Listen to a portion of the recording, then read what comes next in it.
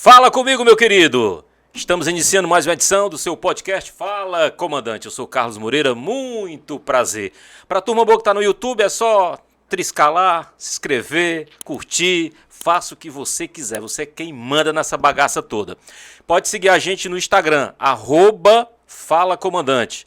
Também estamos no TikTok. É algo novo pra gente também, viu? É algo novo, mas tá dando uma resposta bem legal. E pra turma boa que tá nos vendo através da TV Metrópole, Fortaleza e região metropolitana, aquele abraço, aquele beijo. Muito obrigado pela audiência. 16.1, todo domingo a gente tá por lá. E a galera de Sobral também. Alô, Sobral, terra maravilhosa Sobral, 46.1. Bom, hoje o nosso convidado, ele é mais que especial, é um cara internacional. Posso falar assim? Posso apresentar assim? Você comanda. O cara manda tudo, meu parceiro. O cara canta, o cara escreve, o cara tem assim uma visão empreendedora aguçada. Vem do interior do estado, ele adora a terra dele, porém já desbravou o mundo. Tem muita história boa para contar aqui com a gente. Eu tô falando desse cara aqui, é o meu parceirão Alan Christian. Falei certo? Falou. Meu parceiro, se apresente como você gostaria de ser apresentado. Fala aí pra gente. Carlinhos, primeiramente, muito obrigado pela oportunidade aqui. Tô sentindo falta do Bosch, que infelizmente não está aqui com a gente hoje, mas se Deus quiser a gente vai ter novas oportunidades. E, cara, eu não consigo me definir mais. Sabe, Carlos, há um tempo eu conheci de verdade um cara chamado Rodolfo Pamplona Filho. E ele me ensinou uma coisa que eu trouxe para a minha vida, sabe? Antes eu achava que a gente tinha que se rotular. Eu achava que a gente... eu sou empresário, então eu tenho que ser o empresário. Eu sou cantor, eu tenho que ser cantor. E o Rodolfo, ele é juiz do trabalho. E, inclusive, a vara lá do trabalho dele é a vara que tem mais produtividade dentro da Justiça do Trabalho da Bahia. Ele é poeta, ele é cantor, tem uma banda, ele é palestrante, ele é professor, ele luta boxe, ele cria 6 cachorros, ele vai adotando cachorros. E aí eu perguntei, Rodolfo, como é que tu consegue fazer tudo isso? Disse, cara, tudo que eu tenho vontade de fazer, eu me permito fazer. E aquilo, ele falou isso lá na casa dele, e aquilo me inquietou muito, sabe? E a partir daí eu sempre tive vontade de cantar, eu sempre tive vontade de escrever um livro, como publiquei agora há pouco tempo. Quer dizer, vou publicar amanhã, né? Vou lançar amanhã. E já a gente vai falar sobre isso. Poesia, eu gosto de escrever poesia, gosto de brincar, gosto de trabalhar, entendeu? Gosto de viajar. E a partir daí eu não me rotulei mais, sabe? Dar palestra, eu sempre quis dar palestra, né? E desde o ano passado para cá, acho que eu já dei umas 20 palestras de um ano. Em um ano eu já devo ter dado umas 20 palestras em vários estados do Brasil. E é isso, cara. Eu tô vivendo a minha vida dessa forma, né? Sempre procurando fazer o bem. E como eu gostaria de ser apresentado, o carequinha mais amado do Brasil. Eu até falei, galera, no início, que ele é do interior. Fala pra gente qual é a cidade. Cara, eu nasci em Uruburetama, terra da banana. Morei lá até os meus 10 anos. Meu pai era encarregado da capatazia, lá da fábrica de castanhas, né? Era uma fábrica de castanhas. E a minha mãe, ela vendia merenda, almoço pro pessoal da fábrica. Era uma fábrica grande, cara. Agroindustrial Gomes, o nome da fábrica. Só que a fábrica quebrou. E o sustento da minha casa era meu pai na fábrica e a minha mãe através dos funcionários da fábrica, né? Aí, velho, lá em Uruburetama só tinha isso para trabalhar. E a minha mãe, ela é do Marco, de uma cidade chamada Marco, aqui no interior do Ceará, para quem não conhece, um paraíso. Eu amo. E eu sempre, quando eu ainda pequeno, eu sempre passava as férias lá. Em Uruburetama, eu era muito preso, porque a minha mãe, ela sofreu por muitos anos com síndrome do pânico, né? E aí ela não deixava eu sair para lugar nenhum. Então, para a escola eu tinha que ir de mototáxi. Tu é o caçula da família? Eu sou o único, filho único. Ah, filho sou único. filho único. Menino de papai. E pra escola eu tinha que ir de mototáxi, eu não podia sair para brincar na rua com os meninos, se eu quisesse brincar com meus amigos, eles tinham que ir lá para casa para ela ficar vendo a gente, sabe? E aquilo dá uma sensação de prisão muito grande na gente, né? Mas quando eu ia passar as férias lá no Marco, aí lá eu era solto, né? Eu ficava na casa da minha avó e da tia Terezinha, e lá elas eram liberais, né? Eu podia sair qualquer hora, sair com o que eu quisesse, voltar na hora que eu quisesse. E aí, a partir daí, eu criei muitas raízes lá no Marco, né? E quando foi em 2002, né, eu lembro que a gente chegou no Marco com a mudança no dia da final da Copa. Acho que era Brasil e França, se eu não me engano. E aí a gente chegou lá em 2002, e aí radiquei lá no Marco, né? Agora, há pouco tempo, eu ganhei o título de cidadão marquense. Olha aí, cara, que bacana. Mas eu tenho também muitas raízes em Uruburetama, né? Onde é a cidade que eu nasci, a família do meu pai é toda de lá. Então eu fico aí nessa dualidade. Os teus pais moram em Marco? Hoje moram em Marco, desde 2002. Meu pai também ganhou o título de cidadão marquense. Olha aí, rapaz. E vem cá, você é inquieto, como você fala, né? Faniquito. Menino traquino, no interior. E antes de enveredar pelo direito, que a gente vai falar um pouco sobre isso também, nessa tua área, qual a tua experiência? Saiu ali do ensino médio, ou até mesmo no fundamental, já começou a trabalhar muito cedo? Então, uma coisa que os meus pais sempre tiveram a preocupação comigo foi de me botar para estudar, sabe? Era até uma pressão, né? Hoje em dia, eu vejo as pessoas falando que, mas não pode botar pressão nas crianças. Não, tem que botar mesmo, cara. Eu tinha que tirar nota boa. Se eu quisesse ganhar qualquer coisinha, mesmo com pouca condição, mas ganhar um brinquedinho, ir para o videogame no final de semana, eu tinha que tirar nota boa. E assim eu me tornei um bom aluno, né? Há pouco tempo atrás eu descobri que eu tenho TDAH, né? Mas é que rapaz? Eu tenho TDAH. É sério? Que aí o TDAH ele não consegue parar, o pensamento não para em nenhum momento, né? E quando a gente é pequeno, né? Naquela época, ninguém sabia de nada. Mas aí eu ficava rodando a sala inteira, velho. E aí as professoras ficavam boladas comigo, porque, poxa, ele é o melhor aluno da sala, mas ele não deixa ninguém dar. Não consegue se concentrar. Não conseguia me concentrar, terminava rápido as tarefas, né? Enfim, e aí,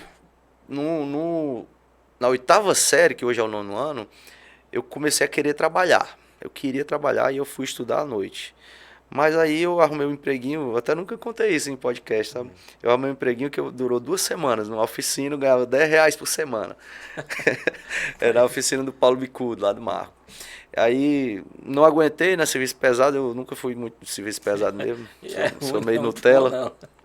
Aí eu continuei estudando à noite, tentando arranjar um emprego nessas fábricas de móveis lá no Marco, né? Que tem muito. Mas acabei não conseguindo. E no 3º ano do ensino médio eu fui pro... sim, eu trabalhava vendendo pastel, né? Com a minha mãe. A minha mãe tinha uma barraquinha de vender pastel, caldo, essas coisas. Eu tomava conta lá todo dia à noite. E aí, meu trabalho era esse. E em 2008 eu ganhei uma bolsa para ir estudar no colégio particular. Eu sempre estudei em escola pública. Em 2008 eu fui para o colégio particular. E aí, a partir daí que eu queria fazer direito, né? Influenciado pelo tio Mauro, meu sócio hoje. Não passei em direito e passei para engenharia elétrica, lá na UFC, de Sobral.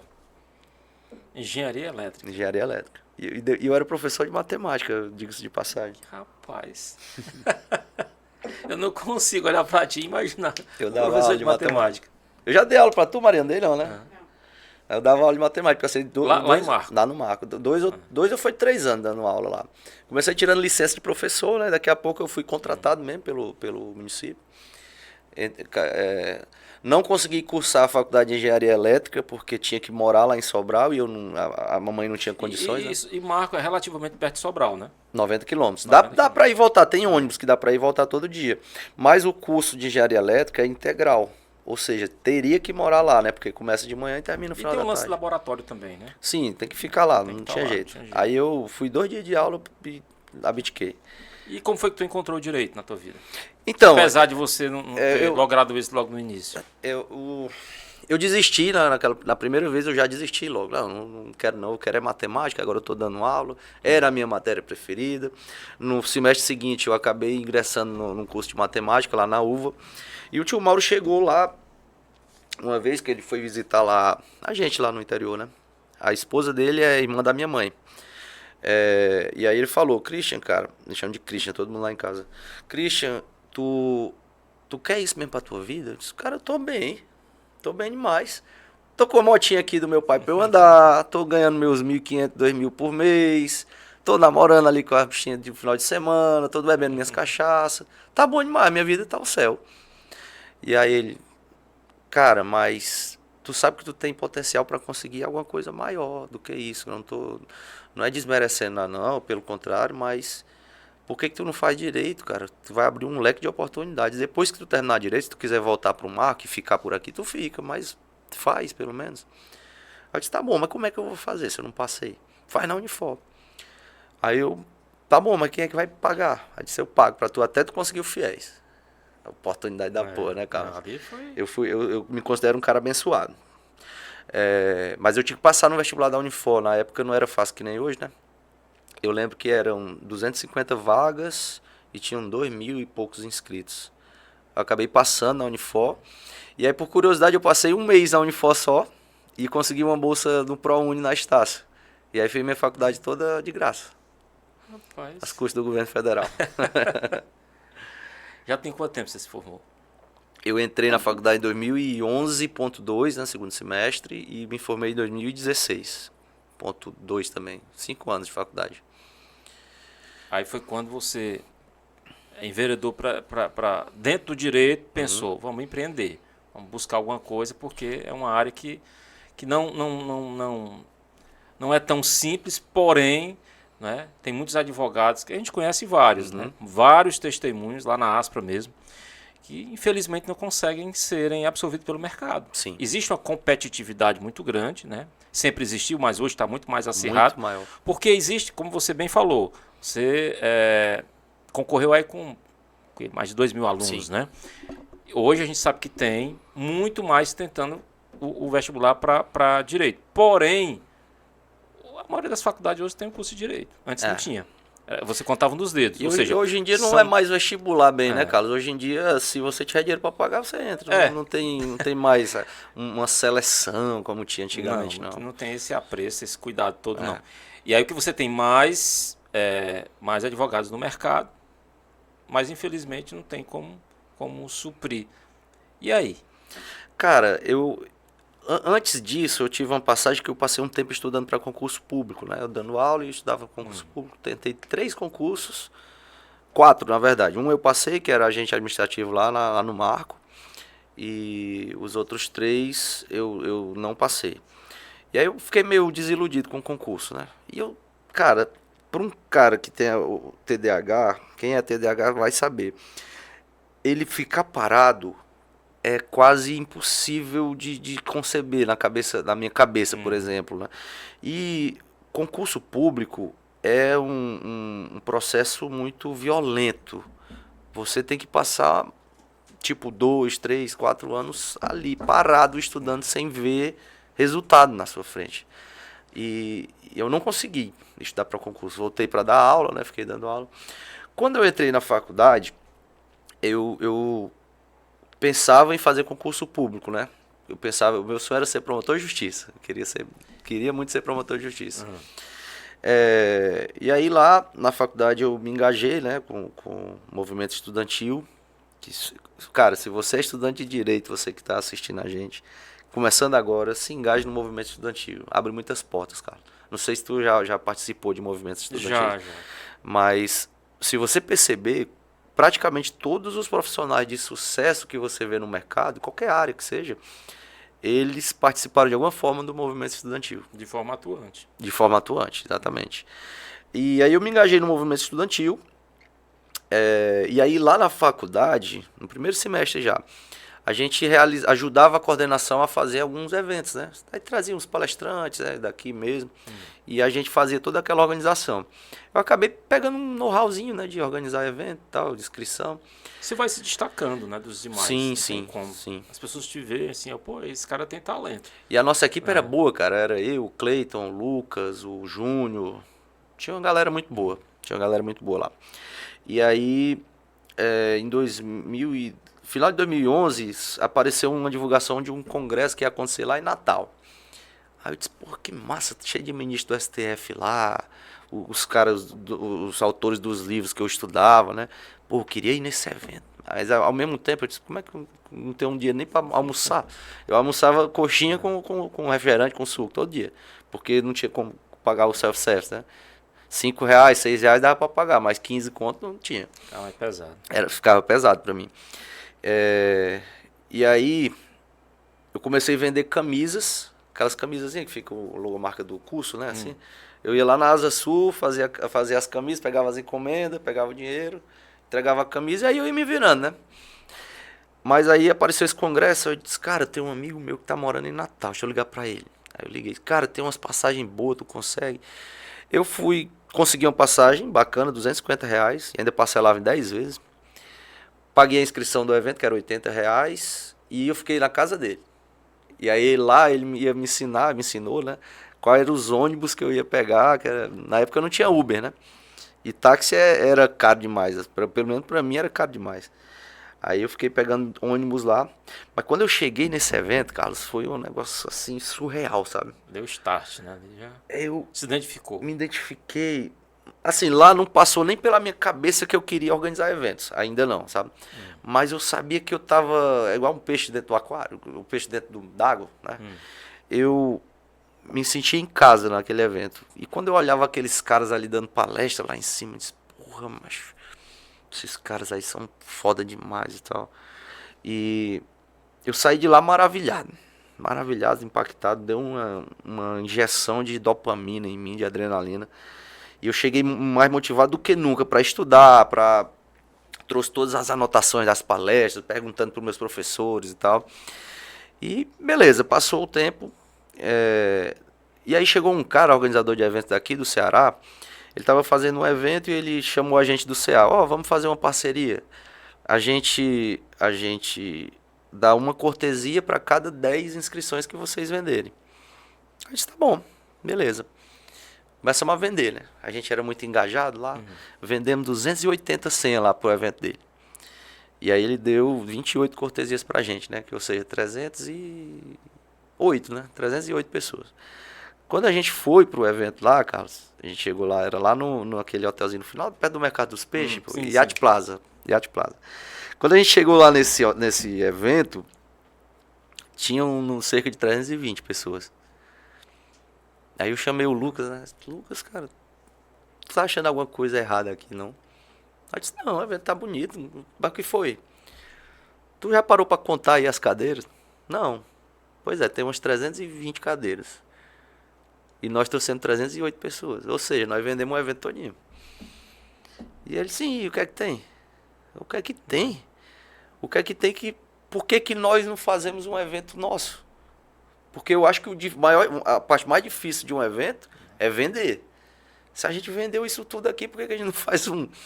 Não, tu tá ficando doido, não tem condições não, que precisa de dinheiro para reservar o auditório, para pagar os palestrantes e tal. Eu disse, não, mas a gente dá um jeito, mas vamos fazendo. Mas e se der ruim? Aí eu disse, pois tá bom, tem um plano. Aí eu chamei o tio Mauro, né? O tio Mauro é oficial de justiça aqui. Chamei o tio Mauro, tô com o projeto aqui e tal, eu queria que você entrasse de sócio com a gente. Sim, mas eu vou fazer o quê? Nada. Você só vai fazer o seguinte, se der prejuízo, você paga. Eu disse, espera aí, não é assim não. Quanto é o prejuízo que pode dar? Eu disse, rapaz, assim, se eu não vender nenhuma inscrição, aí dá uns 60, 70 mil de prejuízo. Mas a gente vai vender, né? Pelo amor de Deus. Bota meu nome aí. Abrimos uma empresazinha e tal, botamos pra frente. 700 pessoas, o primeiro evento. Porra. 700 pessoas, 2013. Aí, bom, depois daí a gente começou... Começou a sentir grana, deu pra a época lá. Deu um iPhone pra mim e outro pro Lucas. E o tio Mauro cheirou, não teve nada pra ele, não. Mas já foi sucesso, cara. Foi. Primeiro, deu mais que o dobro do evento. Foi, cara, e a gente teve palestrantes de fora pagando pra vir. Assim, o cara pagando a própria passagem, hospedagem pra vir, né? Uma semana antes, o Inácio Arruda, na época era senador, mandou o gabinete dele ligar pra gente que ele queria dar uma palestra lá, sabe? Conselheiro do CNJ. Foi um negócio bonito, cara. Foi um negócio bacana mesmo. Tu tava em qual semestre da faculdade nesse período? Em 2013 eu tava no terceiro. Terceiro. Terceiro? Quarto semestre. Quando eu idealizei o evento junto com o Lucas, eu tava no terceiro. Quando a gente realizou, já era no quarto semestre. É porque assim, eu considero, pela essa história que você está aqui nos contando, fora da curva. Porque eu acredito que, por mais que tivesse pessoas com cabeças pensantes, a galera com a mente aberta, para peitar, vamos fazer, vamos acreditar, são poucos. A maioria está ali, na torcida para dar certo. Mas, meu amigo, se arriscar... Ou na torcida para dar errado. Ou para dar errado também, né? Mas, enfim, sempre a gente pensa de forma positiva. Então, naquela hora, eu tenho certeza que deu start. A gente, eu tenho condição de fazer eventos e mais eventos. E chegou ao evento que a gente daqui a pouco vai bater um papo, que é o Expo Direito, né? Que é sucesso e vem aí... Qual é a edição? Na Expo Direito é a primeira. Vai ser a primeira. É a primeira. A gente estava fazendo um congresso de direito penal até então, né? Foram 9 edições. E aí seria a 10ª, vai ser a 10ª, né? Mas vai acontecer dentro acaba acontecendo dentro da Expo Direito, isso, absorveu.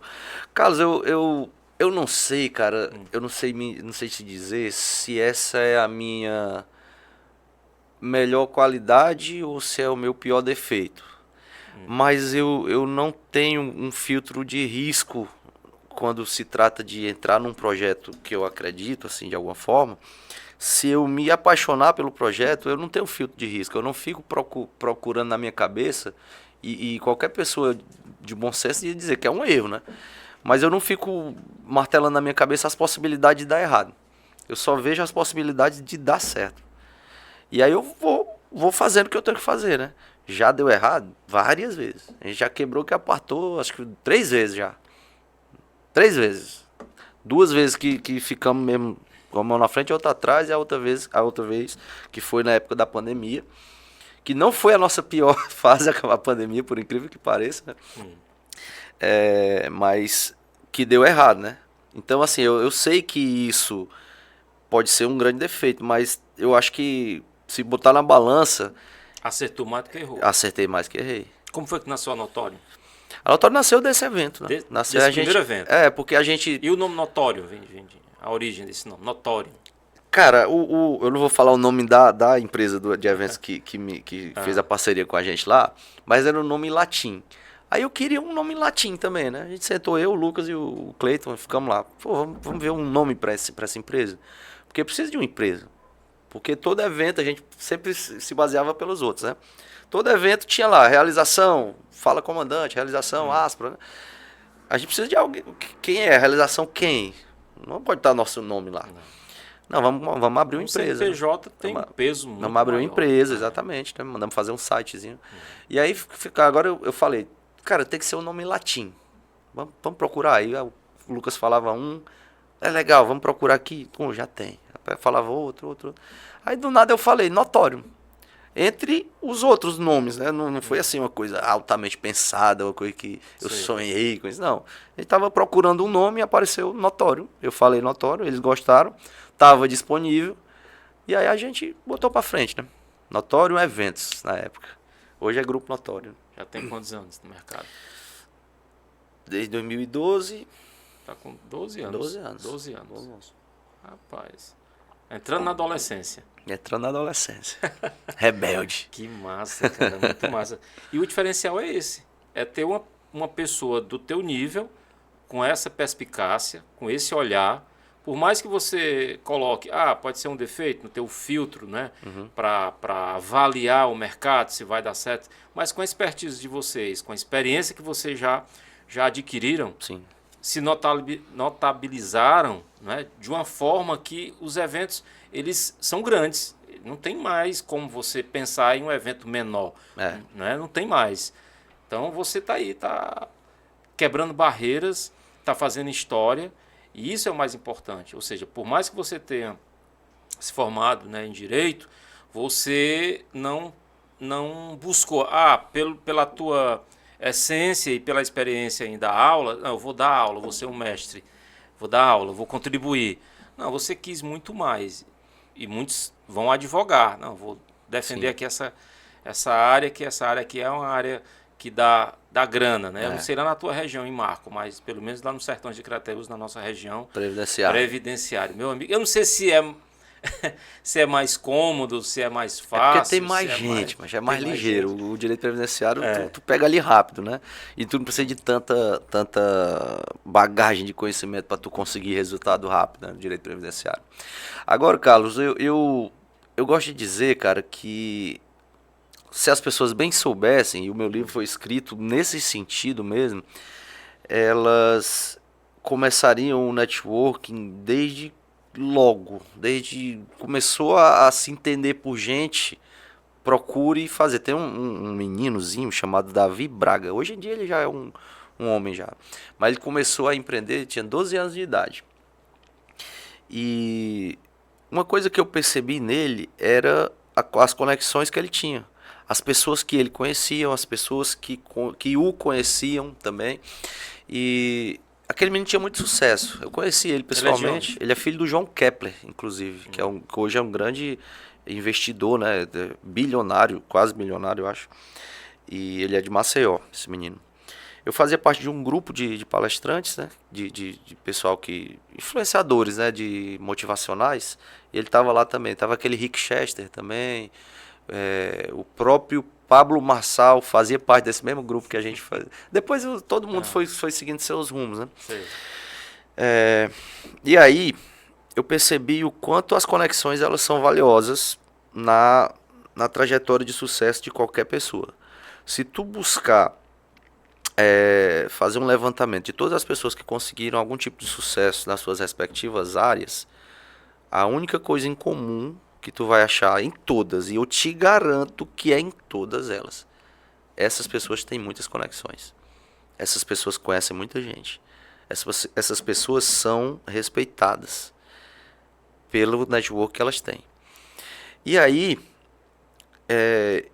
eu não fiz isso de propósito. Eu acho que foi mesmo meio que natural, né? Natural. Eu sou uma pessoa agradável, digamos assim. Você tem uma boa comunicabilidade, né? Você consegue interagir de uma forma muito natural, muito espontânea, que nem todo mundo tem essa espontaneidade, né? Eu conheço jornalistas que mal abrem a boca.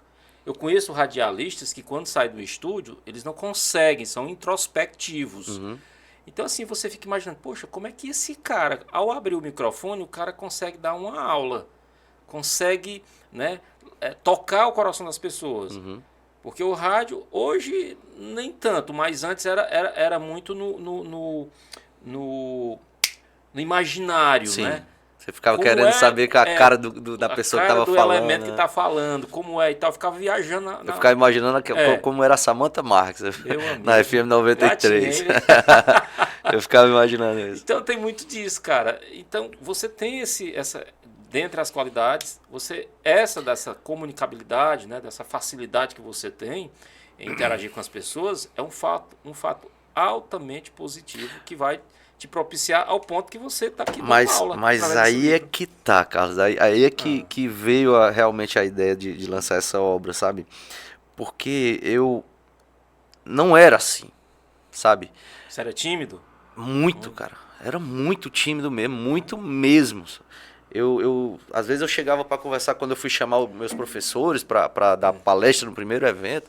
Cara, era assim, quase me cagando de vergonha, né, e tal.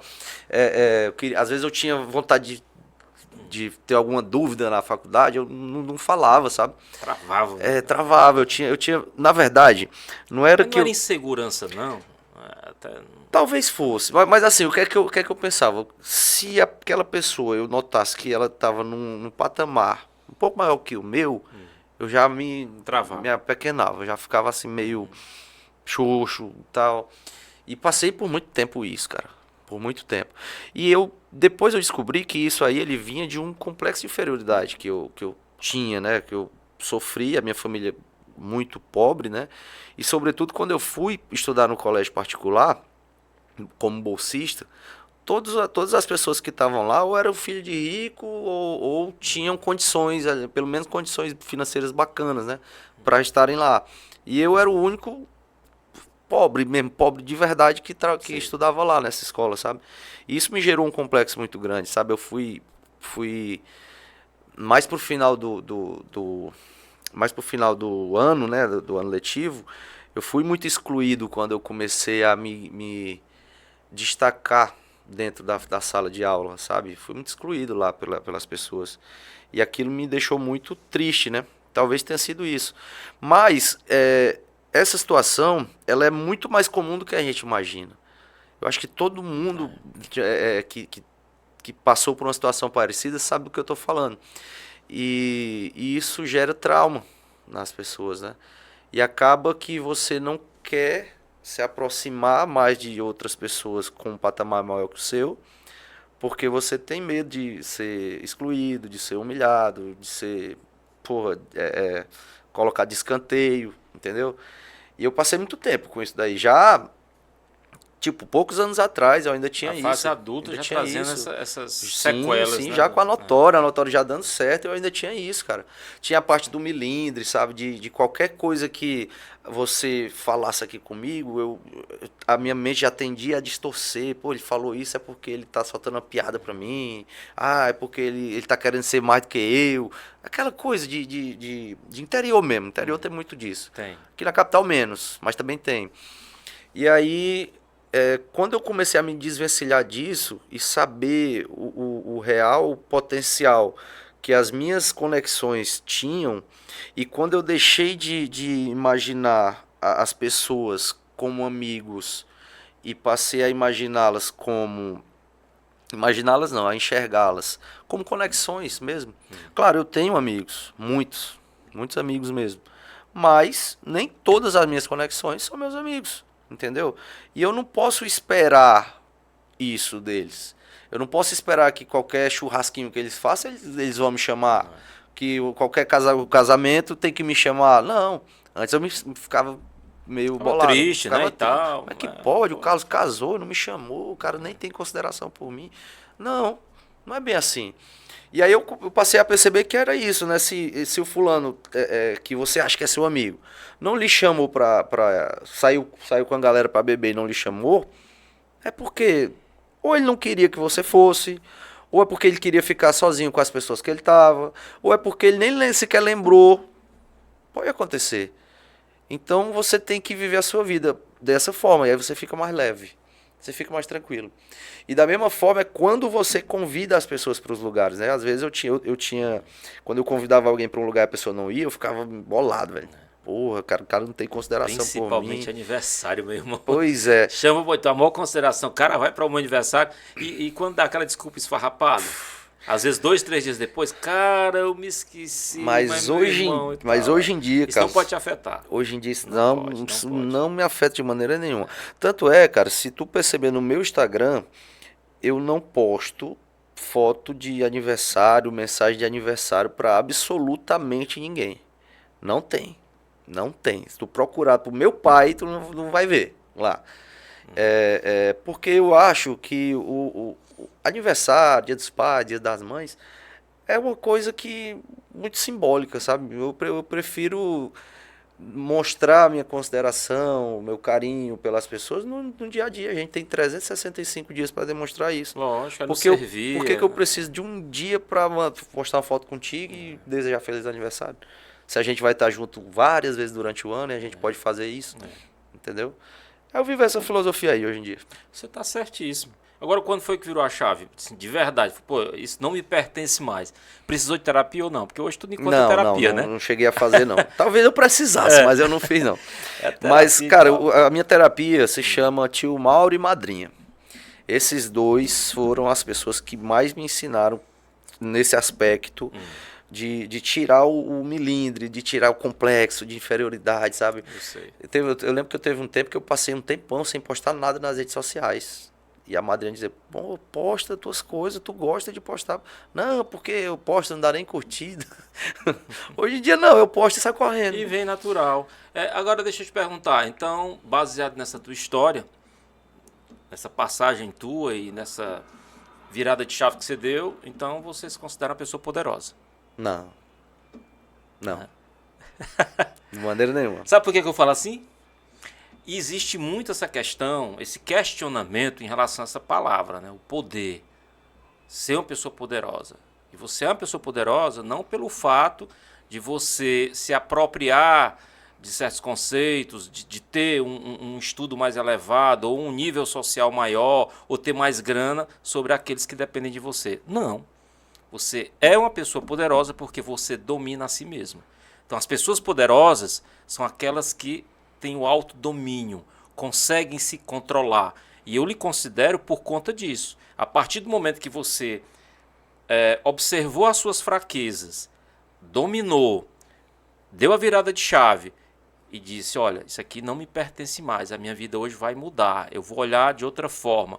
Quem vai gostar de mim vai continuar gostando, quem não gosta não gostará, enfim, eu não tenho como mudar a cabeça das pessoas. Sim. Então, se você tem esse poder de se controlar, de buscar ser exemplo para outras pessoas, eu posso sim considerar você uma pessoa poderosa. Carlos, eu tenho até. Eu nunca tinha parado para pensar por esse ângulo, não, cara. É realmente um ponto. Tu me deu no que pensar.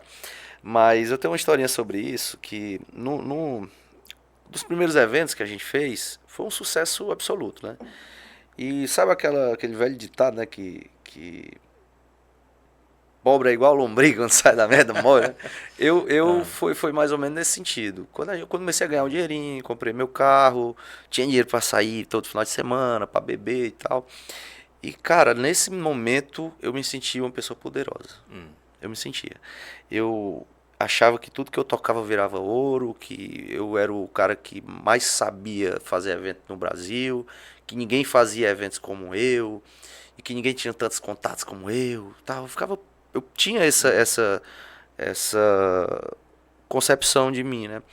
Quando a gente quebrou pela primeira vez, que o meu carro foi feito busca e apreensão no meu carro, a gente quase foi despejado do nosso escritório, que o aluguel estava atrasado, sabe?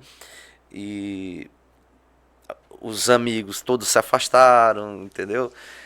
Nessa época aí, Carlos, eu repensei a minha vida, né? Mas, cara, tá aí, tudo que eu achava de mim eu não era. Porque se eu fosse, eu não tava assim, né? E foi muito dura essa época, né? Eu até fui embora pro interior, aceitei um cargo na prefeitura lá, acabei nem assumindo porque o tio Mauro não deixou. E na volta, eu tirei um evento do zero mesmo, assim, não tinha nenhum evento nosso, a gente estava devendo mais de 300 mil reais. E aí a gente lançou mais um evento e conseguimos dar a volta por cima, pagar as contas, organizar e tocamos a empresa. 2015 isso. Não, 2016. E aí, cara, na volta disso, quando a gente fez esse evento, eu já não olhava para aquele evento e pensava, fui eu que fiz. Eu pensava antes. Antes eu pensava isso. Olha aí o que é que eu fiz aí. Mas lá não. Olha o que é que nós fizemos. E nós inclui toda a minha equipe, todas as pessoas que estavam trabalhando lá, os fornecedores, e especialmente todas as pessoas que credibilizaram, que depositaram a confiança no nosso trabalho. E tinham 1.700 pessoas nesse evento. Quando eu subi lá no palco para participar de uma mesa, eu olhei para aquele auditório e eu me lembrei de 2012, do evento que eu passei, da sensação que eu tive, da sensação de estar deslumbrado, de me sentir extasiado, transformado com um evento, vendo aquelas pessoas ali em cima, as referências, os profissionais de referência. E eu olhei assim para o semblante das pessoas que estavam assistindo aquele congresso e eu me vi lá. E a partir dali eu percebi o meu propósito, de verdade. Que eu não estava fazendo aquilo ali para ganhar parabéns, não estava fazendo aquilo para ser o cara, nem para ganhar dinheiro. Porque o dinheiro vai e vem, cara. O dinheiro vai e vem. Muito volátil, né? O que fica é o que você deixa no coração das pessoas. Isso. Quantas vidas... Hoje a gente já impactou, Carlos, com os nossos eventos presencialmente, mais de 50 mil pessoas. E algumas pessoas mandam depoimentos pra gente, né? Mas outras, a gente nem sequer sabe, né? Mas a gente está transformando vidas, devagarzinho. Que é o mais importante, né? Em todo esse processo, a grana é importante? É. Porque sem a grana não tem como promover esse evento. Ou os eventos. Sim.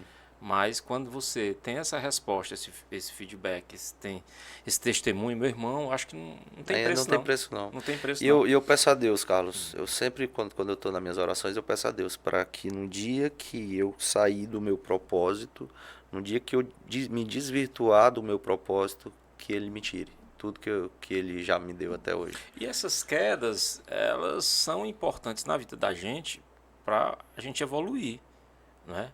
A espiritualidade fala muito nisso, nessa questão da evolução. Né? Você pode ter bens, você pode ter o melhor emprego, ter passado no melhor concurso, né? Ter a sua estabilidade financeira. Agora, se você não tem Deus no coração, se você não consegue enxergar, não necessariamente com os olhos, né? Sim. Mas vê aí ao teu lado, né? Dá um giro, observa as pessoas que estão ao seu lado, a família, os amigos, enfim, os colaboradores, que você começa a ter mais lucidez, mais sensibilidade pela causa do próximo, né? Não que você vai resolver os problemas dos outros, mas aí você, poxa, contribuir de alguma forma. Hoje eu estou num patamar diferente, eu vou aqui contribuir dessa maneira aqui, que eu vou ter retorno. Então essas quedas, né, é para isso. Faz parte. É para você crescer e evoluir. E eu tenho certeza que hoje, o Alan, ele tem uma cabeça totalmente diferente daquele cara que ostentava, totalmente, que totalmente. tinha. Antes, por isso, quando você ouve meu de sonho era alguém... ter um paredão de som. Meu sonho era ter um paredão de som. Pra que eu queria um paredão de som? Não é pra eu escutar, não, é pra ostentar, pra dizer que tinha dinheiro. Eu acho que é por isso que essa palavra poder, poderosa, ela vai te impactar, né? E você, a primeira impressão, você, poxa, não é bem assim. Mas se você for olhar por outro ângulo, né? Essa questão da espiritualidade, de você ter o autocontrole, de você buscar trabalhar muito a razão, né? Observar a sua zona de equilíbrio, né? Ter como referência as boas histórias, o seu tio, a sua mãe, o seu pai, enfim, a sua origem, né? A sua essência, que você não vai perder nunca. Você pode até não ganhar tanto dinheiro, você pode até não viajar mais, você pode mudar a sua vida, mas a sua essência, aquilo que você trouxe, você não vai... Ninguém vai tomar. O Chorão fala naquela música dele, né, cara? Eu esqueci o nome da música, mas ele fala assim, dias de luto, dias de glória, né? Podem me tirar tudo que eu tenho, só não pode me tirar as coisas boas que eu já fiz para quem eu amo. Né? Porque é muito forte. É sobre o propósito e sobre o legado, cara. E eu falo aqui, na primeira página aqui desse livro, eu pus essa frase aqui, ó. Conexões geram propósitos e propósito. Conexões geram propósito e propósitos geram legados. Se você tem propósito, Carlos, seja lá o que é que você faça, qualquer coisa que você está desempenhando na sua vida, se você tem um propósito de que aquilo que você está fazendo vai ajudar a outras pessoas, se esse é o seu propósito, você vai gerar um legado. Com certeza. Inevitavelmente, você não precisa nem querer gerar um legado, você só precisa ter o propósito. Você vai servir como exemplo. Exatamente. Vai servir como exemplo. E, geralmente, né, a turma do interior que fala, poxa, cara, tu tem que ter o nome, vai zelar pelo teu nome, cara. Então, minha saudosa avó já falava, meu filho, isso eu tinha 14, 15 anos, né? Ela sempre nos trazia algo, lógico, na época a gente não entendia, pô, 14, 15 anos, moleque, queria saber jogar bola e tal, não se ligava nisso. Mas são aprendizados de uma pessoa que não é letrada, uma pessoa que nunca sentou numa cadeira de faculdade, mas tem a vivência, né? Que é muito mais importante, né? E você não tem como tirar aquilo. Ela sempre falava, ó, se você vai varrer uma calçada, vai varrer da melhor maneira possível, porque se alguém passar e perguntar o que fica, foi o Alan que varreu. Quero logo vir, porque ele faz bem feito. Até isso é uma coisa simples, você varrer uma calçada, é a coisa mais simples que tem. Aí quando o sujeito é desorganizado, quando o sujeito foi fulano que... não, fulano realmente isso aí foi... E a beleza das coisas, ela tá nos pequenos detalhes, né, cara? Você não morre se você viver no coração das outras pessoas. É verdade. Você não morre se você deixar um legado de servidão, um legado de bondades que você fez, de pessoas que nunca vão esquecer de você enquanto elas estiverem vivas também. O Raimundo Asfora era um grande advogado lá da Paraíba. Ele era poeta também, né? E ele tinha um mote muito legal, que eu gosto, eu até escrevi depois uma glosa sobre isso, mas ele falava o seguinte, Carlos: a morte está enganada, eu vou viver depois dela. E eu vi o saudoso Belil de Campina também, que agora faleceu há pouco tempo, ele escreveu um verso sobre isso daí. E numa linguagem bem rebuscada, ele traz uma lição, cara, que eu trago isso desde 2014 até hoje. Eu decorei esse verso dele. E 2014 até hoje eu venho trazendo isso como uma espécie de lema da minha vida, né? Um norte para a minha vida. E ele fala assim: Versejai a minha sina no mundo transcendental, passo do ponto final, fazendo o que me fascina, vou pelo mapa da mina, velejando em barco à vela, sem ter medo da procela, vindo em letal disparada. A morte está enganada, eu vou viver depois dela. Cara, massa, viu? Isso é muito profundo. E eu trouxe isso pra minha vida, cara. Eu não quero viver só aqui. Eu quero viver no coração de cada uma das pessoas que foram, de alguma forma, beneficiadas pelo trabalho que eu exerci. Eu não falo por mim, eu não beneficio ninguém. Mas o que eu faço pode beneficiar muita gente. Você, Carlos, não beneficia ninguém. Mas o que você faz pode beneficiar muita gente. E se você faz aquilo com esse propósito, é isso. Meu irmão deu uma aula agora, viu? Vamos lá, falar antes de... Você falou aqui o trecho do livro. Ó, lançamento. Esse programa vai acontecer em outubro. O livro já foi lançado, sucesso total, e daqui a pouco a gente vai falar sobre o que não te ensinaram sobre network. Palavra bonita, viu? Mas vamos lá, Expo Direito, ano que vem, já que a gente está ainda na seara do direito, vende teu peixe aí e fala desse mega evento que vai acontecer em Fortaleza em maio, não é isso? Cara, a Expo Direito nasceu da grande inquietação que eu sempre tive, né, como eu falei no início desse podcast, e eu sempre tive uma característica de agregar. Eu gosto de agregar pessoas. Networking não é nada mais do que agregar gente, né? E a gente já fazia o Congresso Brasileiro de Direito Penal, chegou a ser até hoje é o maior evento de direito penal do país. Foram quase 4.000 pessoas esse ano aqui em Fortaleza. E a Expo Direito é só uma expansão do que é isso, né? A gente vai sair do penal para todas as áreas do direito. Então, advogados criminalistas, advogados previdenciaristas, trabalho civil, segurança pública. Inclusive, é interessante falar, que a gente está aqui no Fala Comandante, né? É interessante falar que a gente vai ter, talvez, um dos maiores congressos de segurança pública do Brasil acontecendo dentro da Expo Direito. Já foram confirmados nomes, cara, como Guilherme Derrite, secretário de Segurança Pública de São Paulo, Nunes, que Maurílio Nunes, ex-comandante do BOP do Rio de Janeiro e atualmente subsecretário de Segurança Pública. Mauro Sarrubo, secretário nacional de Segurança Pública. Mauro Albuquerque, daqui. O professor Leonardo Leal, que é o atual diretor da AESP, né?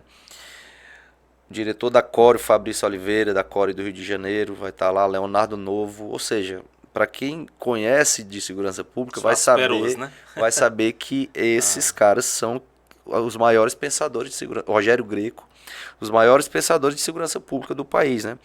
O professor André Carneiro, que ele teve aqui ontem, inclusive, ele é o coordenador do evento. E ele falou o seguinte: Alan, em 2025, o Congresso de Segurança Pública vai perder para o Congresso de Penal. Mas em 2026 ele passa.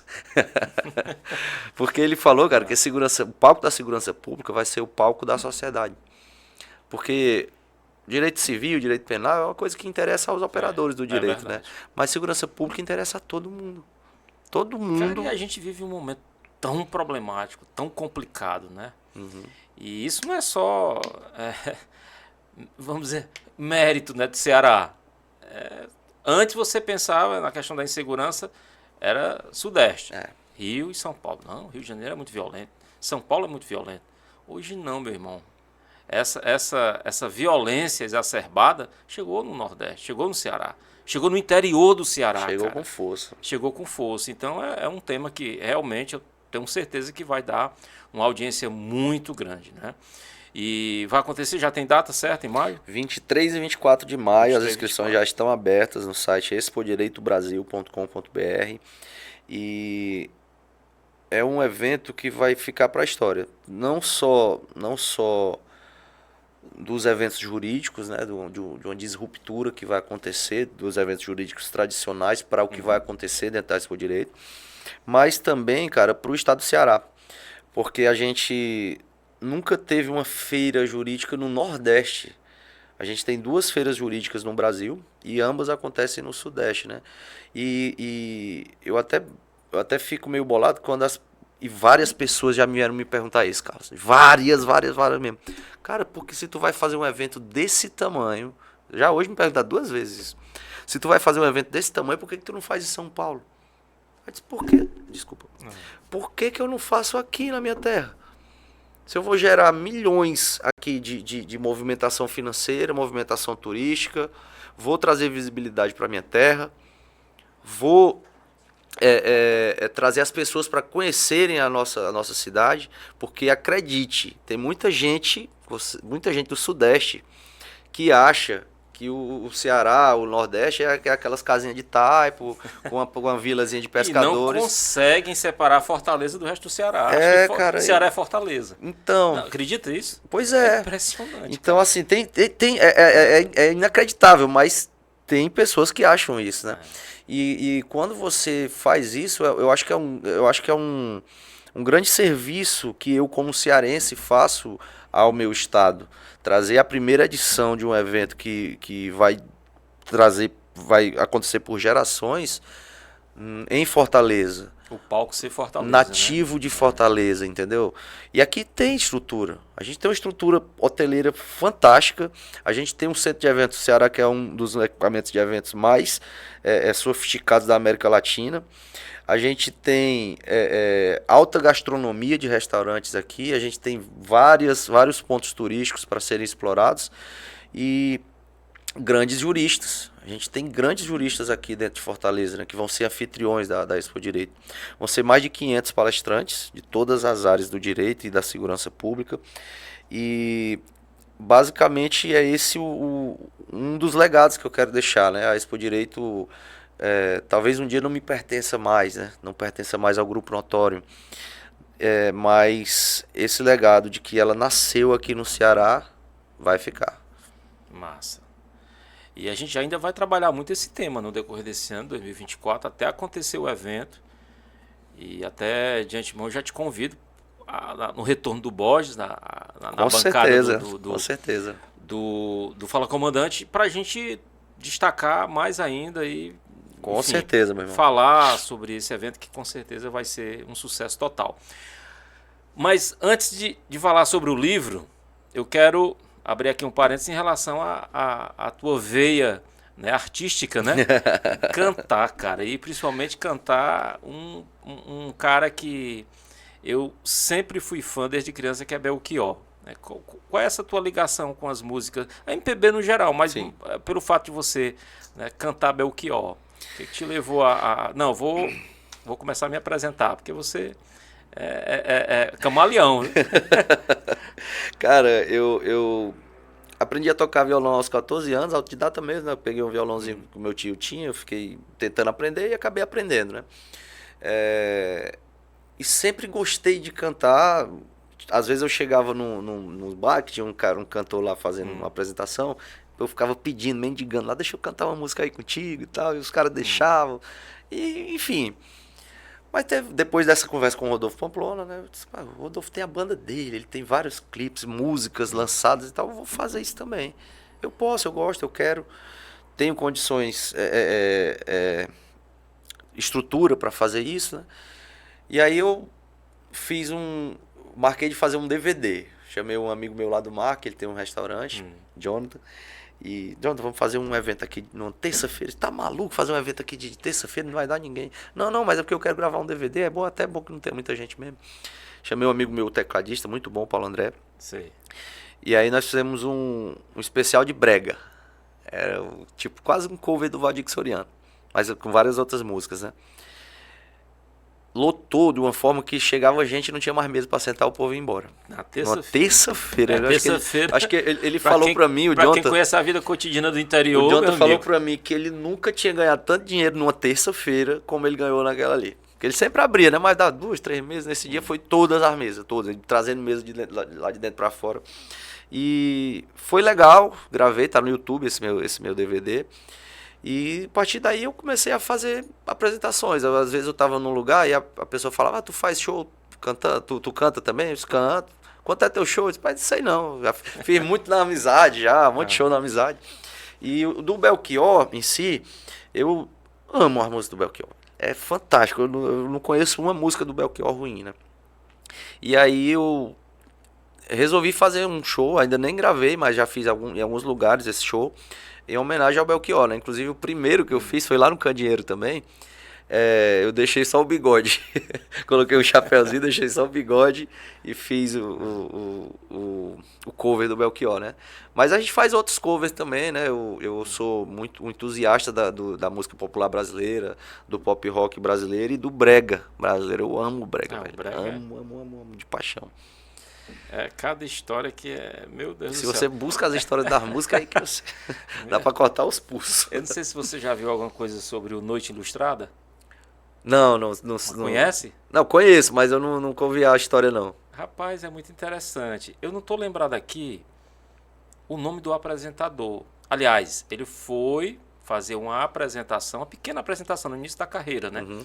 Salvo me engano, em São Paulo. E o cantor principal, na hora de apresentá-lo, esqueceu o nome dele. Aí colocou Noite Ilustrada. Vamos agora, participação do Noite Ilustrada. E pegou. Olha aí, rapaz. E as relíquias que ele tem até hoje, meu irmão. Pra quem conhece Noite Ilustrada, essa galera aí que hoje já tá com setentão, né? Que curtia muito Noite Ilustrada. Eu gosto muito também do Altemar Dutra, o Bartol Galeno, o próprio Valdir Soriano, né? Que é uma lenda, o Reginaldo Rossi. Inclusive eu vou fazer um show agora em outubro, lá em São Paulo, cover do Valdir Soriano. Olha aí. Foi. Pra ver como a internet, né? Eu coloquei lá uns vídeos lá no meu Instagram, aí veio um pessoal, entrou em contato comigo. Você faz cover e tal, quanto é? Mas é em São Paulo. Eu disse, não, eu vou pagar minha passagem que eu vou. Foi. Rapaz, que Dia 11 de outubro, cara. vou estar 11 lá. de outubro. 11 de outubro. É um evento da Massa, Unimed, lá, um evento particular. Rapaz, muito Vai ter o massa. chapéu, o óculos e vamos embora. Cara, eu fiquei surpreso também. Tu é o estudioso de medalha, moeda. Sou numismata também. Sou numismata. Como foi que surgiu isso? Velho, eu tinha um amigo meu que era colecionador, e aí vou fazer uma coleção também. Eu tinha uns 15 anos, 16 anos isso também. E aí comecei a sair das ruas, tudo indo lá nas casas dos velhos lá da minha rua, lá no Marco. Ei, o senhor não tem moeda antiga não, pra eu ver aí e tal. E pronto, saí acumulando. Hoje a minha coleção, ela tá avaliada, é pouco para coleções que existem aí, né? E até porque depois, nessa correria da Expo Direito, acabei dando uma parada, né? Sim. Mas a minha coleção ela deve estar avaliada uns 45 mil reais por aí. Mesmo? E eu tenho quase todas as moedas brasileiras não aquelas dos réis, né? De ouro, de prata, não. Mas do cruzeiro pra cá eu tenho praticamente todas as moedas brasileiras. Tanto as comemorativas. E eu só coleciono brasileiras. Porque tem muita gente que coleciona de qualquer jeito, né? De qualquer país. Sim. E eu não, eu coleciono só mesmo as brasileiras. Eu acho até meio desvirtuante, né? Porque como é uma coleção limitada, chega um momento que se você vai ter todas, né? Se você for mesmo, Sim. tiver dinheiro e chega um momento que você vai ter todas. Mas os colecionadores agora estão colecionando moedas com defeito. Assim, eu não vejo sentido nisso, sabe? Não vejo sentido. Aí tem uma moeda lá que ela é virada pro outro lado.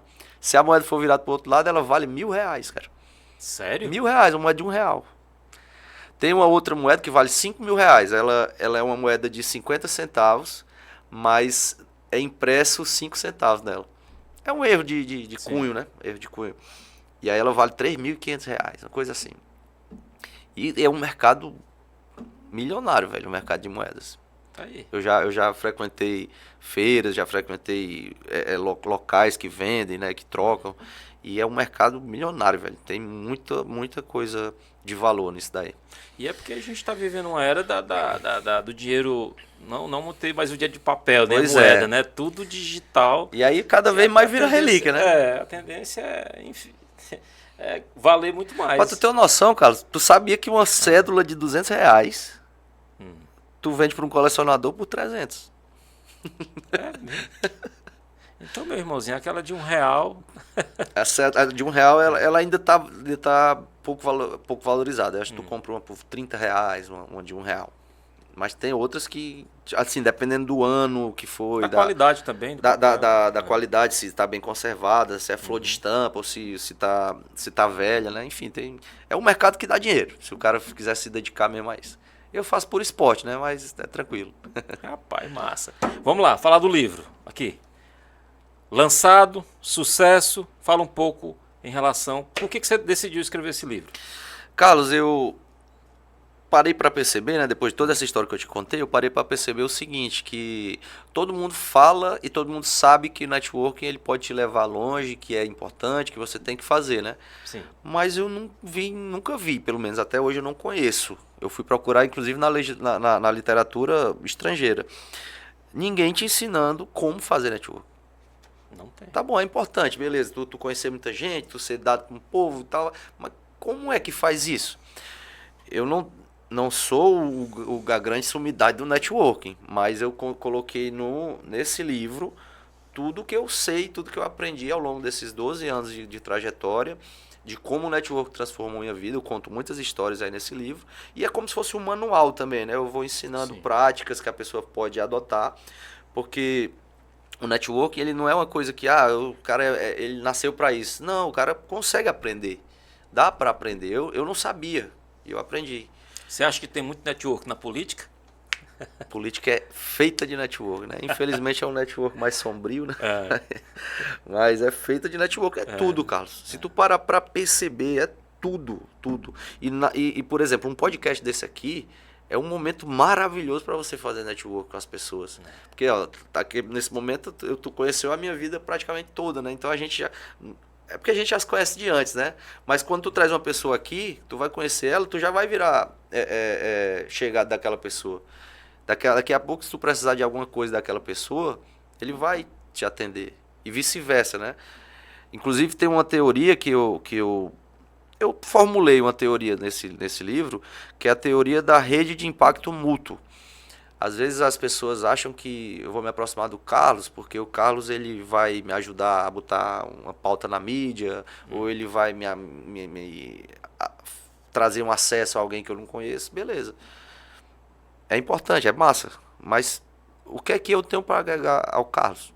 Por que o Carlos vai deixar eu me aproximar dele? Entendeu? Então, às vezes, a pessoa não reflete, não faz essa reflexão pessoal.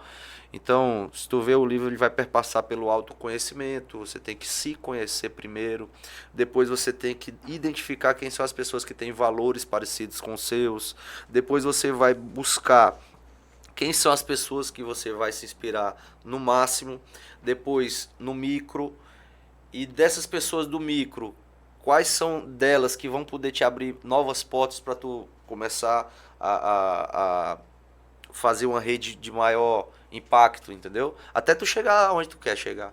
E tu chega sem... no final tu nem se percebe. Tu nem percebe e tu já tá conversando com pessoas que tu lá atrás queria conversar. Cara, e é muito massa isso. Por exemplo, eu sou do interior como você. Apesar de ter morado em outros municípios do Ceará, trabalhei muito tempo em rádio e me formei no Rio, um grande centro. Mas voltei e fiquei no interior. Nunca fui ficar aqui em Fortaleza, enfim. Por N motivos, né? Sim. Questão política, questão pessoal e tal. E o que me fez vir para cá foi network, foi amizade. né? Parte da minha família já mora aqui há algum tempo, meu irmão, minha mãe, já tem mais de 20 anos que eles moram aqui, mas foi uma opção minha, como foi uma opção sua em determinado momento da sua vida. Não, eu vou aqui ficar no interior. Eu Tô fui. aqui com a minha motinha, tô aqui tomando minha cachaça no final de semana, tô empregado da prefeitura, ou então tô trabalhando numa rádio que eu gosto. E é curioso, Carlos, que agora há pouco tempo eu fiz isso, né? Quando eu me estabilizei aqui em Fortaleza, a empresa estava rodando bem, os estúdios e tal, eu chamei a minha esposa e meu filho, ó, vamos pro interior, vamos morar lá, porque lá é tranquilo, eu consigo fazer de home office, e eu fico administrando, quando precisar vir em Fortaleza eu venho. Agora eu tive que vir embora de novo. Porque o networking, ele não é uma coisa que você faz uma vez e tá feito. Você tem que, tem que manter. Alimentar, né? Alimentar Alimentar a sua rede. Tomar uma cervejinha com um cafezinho com outro, chamar um pro podcast, fazer uma viagem com um, com outro. Então, se você não faz isso, quem não é visto não é lembrado, né? A velha máxima. Quem não é visto não é lembrado. Então, eu tive que vir embora de novo para Fortaleza, né? E muito desse livro a decisão desse livro também tá nisso, né? No que você quer. Também depende do que você quer. Não quero não. Eu quero viver minha vida ganhando 3 salários lá no interior. Não me importa se eu viajo, se eu não viajo. Não me importa se eu tenho ou não tenho dinheiro para pagar o colégio bom pro meu filho. Não me importa de ter um carro bom ou ruim. Tranquilo, tem gente que faz por opção. Agora, tem gente que utiliza esse tipo de discurso como muleta. Porque não tem coragem de botar para frente um projeto, um sonho. E aí fala, não, mas para mim tá bom aqui. Não tá bom, não. Não tá bom, não. Quem é que não quer pagar um colégio bom pro seu filho? Quem é que não quer sair para um restaurante e não olhar o preço? Com a sua mulher, sua família, não olhar o preço? Quem é que não quer fazer uma viagemzinha de vez em quando? Todo mundo quer isso. Agora, se o cara vem me dizer, não, eu não quero, não. Vem aquele lance do conformismo, né? O interior, você viver... Eu sempre costumo dizer, tem alguns amigos que eles moram no interior já há muito tempo, e vivem no conformismo, na zona de conforto. Aqui tá muito bom, tô ganhando X, tô com meu carro 0, tô com meu AP, tô morando só, ou então já constituí família, e não tem essa visão. Cara, eu vou para um grande centro, é sempre a mesma desculpa. É o trânsito, é o assalto, é a violência, é isso, é aquilo. Meu irmão, se eu for pensar assim, sabe quando é que eu vou sair de lá? Nunca. Nunca, você não vai conseguir. Então você vive uma vida procrastinando. Muitas vezes você não consegue enxergar no teu entorno. E lá na frente, quando você está mais velho, o que você deixou para sua família, para os seus filhos? Verdade. Qual foi o aprendizado? Qual a moral que você vai ter, né, de chegar para o teu filho e cobrar do teu filho algo que você não fez, não teve coragem? Então assim, e teu filho, você pode até cair, você pode até se decepcionar, mas até aquilo vai servir de exemplo para o teu filho. Tentei. Meu filho, eu tentei. Papai não conseguiu? Tentei. 1, 2, 3, 4, tentei. Você não. Você está tendo toda a estrutura para tentar e conseguir. Exatamente. Né? Porque tem determinadas situações na vida da gente que muitas vezes a gente não consegue enxergar, mas é Deus te provando, te cutucando, te provocando, né? Que você é capaz, que você pode ir muito mais longe e não importa o que os outros vão falar. E é interessante que muitas vezes, lógico, depende da família, né? Principalmente aquelas famílias interioranas, aquela família que tem 30 primos e tal, a maioria não vai acreditar em você. Os seus conterrâneos não vão acreditar em você. Eles não vão acreditar em ti, uma pessoa de luz, uma pessoa que vai empreender, vai ter sucesso. Eu tenho uma grande amiga. Ela tem idade de ser minha mãe, né? Ela sempre é muito espoletada e tal. Ela foi embora. Hoje ela deve estar da linha Catunda, me desculpe, mas eu vou falar. Eu não gosto muito, não. Ela deve ter aí no máximo uns 72, 73 anos, né? Mas de uma alma, de uma juventude, né, latente, que é impressionante. Eu a conheci em 2004. Contei até essa história aqui outro dia, quando eu saí da faculdade. Era o sonho escrever um livro e o blog. E ninguém, à época, em 2004, sabia o que era blog. A internet estava engatinhando no interior, né? E eu a conheci. E qual era a minha sacada à época? Como eu não tinha muitos elementos para escrever, porque a maioria eram sites, portais, é mais notícia policial, que é o que dá audiência, né? Eu falei, não, eu vou fazer diferente. Eu vou convidar alguns amigos né? E esses amigos vão escrever um conto, uma crônica, um por dia. E assim Como eu se fossem dividi. colunistas, né? Colunistas, né? Eu já tinha essa. E ela foi uma das colunistas, né? Eu tive alguns professores, Bergson Frota, que era da minha cidade, a maioria era da minha cidade, professor da Unifor, professor da UES, infelizmente morreu de infarto muito jovem, com 52 anos, escrevia também lá pra gente, a própria Dalinha Catunda, tinha outro professor da UFC, me perdi aqui, não estou lembrando dele, mas foi o idealizador da FM, como é que dá o nome, meu Deus? Agora deu um branco, rapaz. Não é a Assembleia, da UFC. Eu não estou lembrado aqui o nome da FM. Rapaz, deu um branco aqui total. Parece, como diz meu avô, história de Trancoso, né? Enfim, e ela, quando saiu lá de Poeiras, né? Escorraçada e tal, década de 70, o negócio foi complicado. Ela disse uma coisa que eu nunca esqueci. Ela disse: meu filho, as pessoas não vão lhe apoiar, não vão lhe abraçar, vão lhe criticar e tudo. Ela, durante mais de uma década, ela viveu fora, ascendeu, e ela, à época, né, dizia: olha, hoje joga um tapete vermelho para mim. Ela ocupa a cadeira número 25 da Academia Brasileira de Literatura de Cordel. Ela viaja o Brasil todo dando palestras, né? Que legal, Cordel. cara. Então ela é uma pessoa que tem uma história de vida maravilhosa. Mas o que ela te falou é verdade pura, cara. Eu passei por isso na pele mesmo. Quando eu voltava, eu nunca deixei de ir lá, sabe? Eu não fui aquele cara que saiu e depois um dia voltou, não. Quase todo final de semana da minha vida que eu morei aqui em Fortaleza, eu tava lá. E no início, Carlos, eu tinha uma necessidade de mostrar pros meus amigos que eu não mudei. Não, eu não mudei não, pô, eu sou o mesmo cara, eu tô estudando lá e tal, mas eu sou a mesma pessoa. E eu notava que os caras ficavam, tipo, se aproveitando, né? Aproveitando, e qualquer coisinha que eu fazia fora da caixa ali, eles já porque agora só quer ser as coisas, só porque... Depois eu parei pra pensar o seguinte: eu quero ser as coisas, sim. Claro que eu quero, eu não quero ser viver na mesmice pro resto da minha vida. Eu quero fazer alguma coisa de impacto no mundo. E 2, eu tenho que mudar. Todo mundo tem que mudar. A gente muda. Hoje tu não é a mesma pessoa agora 6 horas da noite, tu não é a mesma pessoa de que tu acordou. Tu viveu outras experiências, tu conheceu novas pessoas. Tu pode ter os mesmos valores, mas tu não é a mesma pessoa.